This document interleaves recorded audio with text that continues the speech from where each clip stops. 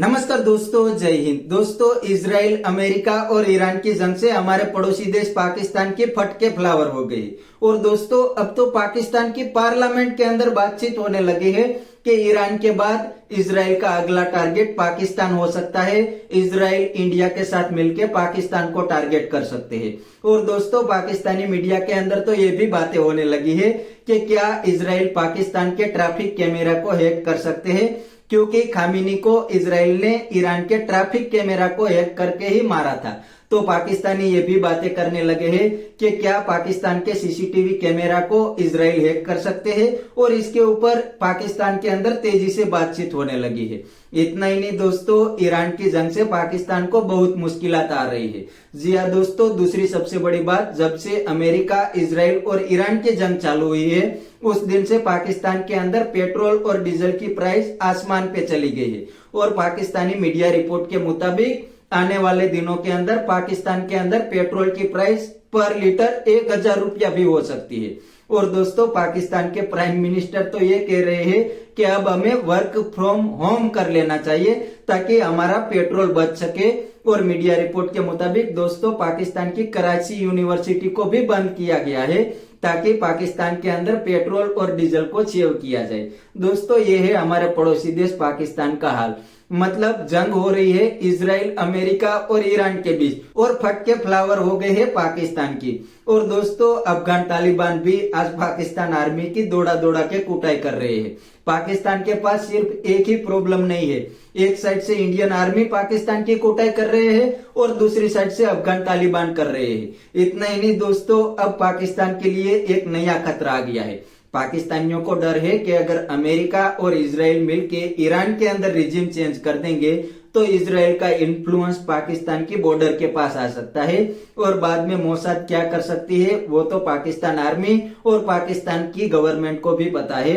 अगर एक बार मोसाद पाकिस्तान के बॉर्डर के पास आ गए तो पाकिस्तान का मान लो खेल ही खत्म है। और वैसे भी पाकिस्तान इजराइल को अपना दुश्मन समझते हैं और इजराइल भी पाकिस्तान को अपना बड़ा दुश्मन समझते हैं। और एक बार तो बेंजामिन नेतन्याहू ने कह भी दिया था कि ईरान न्यूक्लियर बम बनाने की ट्राई कर रहा है, इसीलिए हम ईरान को कूटेंगे, और पाकिस्तान के पास न्यूक्लियर बम है इसीलिए हम पाकिस्तान को भी कूटेंगे।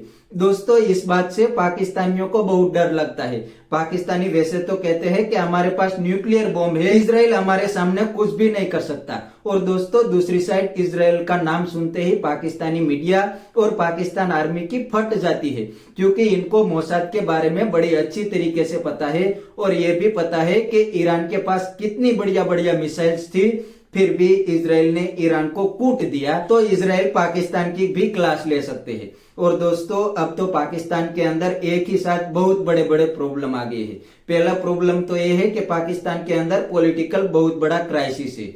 पाकिस्तान के बहुत बड़े लीडर इमरान खान को पाकिस्तान आर्मी ने इनलीगल तरीके से जेल के अंदर बंद कर दिया है। इसीलिए जो पीटीआई वाले हैं वो भी लगातार पाकिस्तान आर्मी को टारगेट कर रहे हैं। और जैसे मैंने पहले बताया कि एक साइड से इंडियन आर्मी और दूसरी साइड से अफगान तालिबान पाकिस्तान आर्मी की कुटाई कर रहे हैं। और अब ये पाकिस्तान के लिए बहुत बड़ा और भी प्रॉब्लम खड़ा हो गया है। और इतना ही नहीं दोस्तों, पाकिस्तान के अंदर बहुत बड़ा इकोनॉमिक क्राइसिस भी आ गया है। आज पाकिस्तान की पूरी इकोनॉमी आईएमएफ की लोन पे चलती है। आईएमएफ के अलावा पाकिस्तान को कोई लोन भी नहीं देते। और दोस्तों, जब आईएमएफ पाकिस्तान को लोन देता है तो आईएमएफ काफी सारी शर्तें भी पाकिस्तान से मनवा लेता है, क्योंकि आप तो बड़ी अच्छी तरीके से जानते होंगे कि आईएमएफ के ऊपर पूरा कंट्रोल अमेरिका का है। तो जब अमेरिका कहेंगे तब ही पाकिस्तान को आईएमएफ पैसा दे सकता है।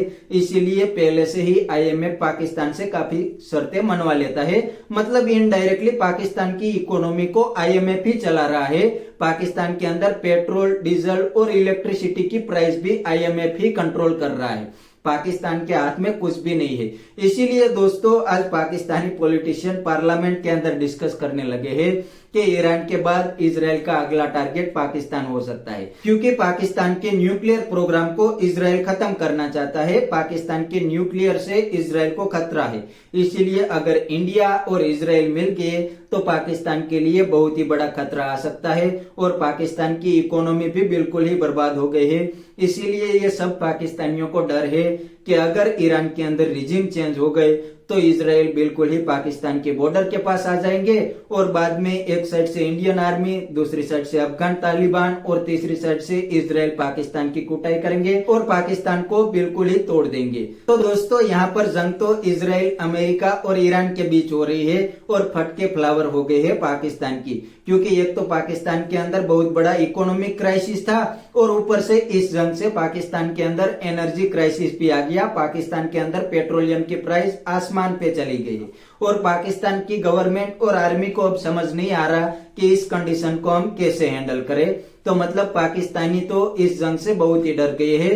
वैसे भी इजराइल से पहले से ही डरते थे और अब तो इजराइल पाकिस्तान के बॉर्डर के पास आ जाएंगे, इसीलिए पाकिस्तान की ज्यादा फट गई। तो बस दोस्तों आज के वीडियो में इतना ही। अगर आपको ये वीडियो पसंद आया तो वीडियो को लाइक शेयर कर दीजिए और चैनल को सब्सक्राइब करना मत भूलिए। थैंक यू, मिलते हैं नेक्स्ट वीडियो में।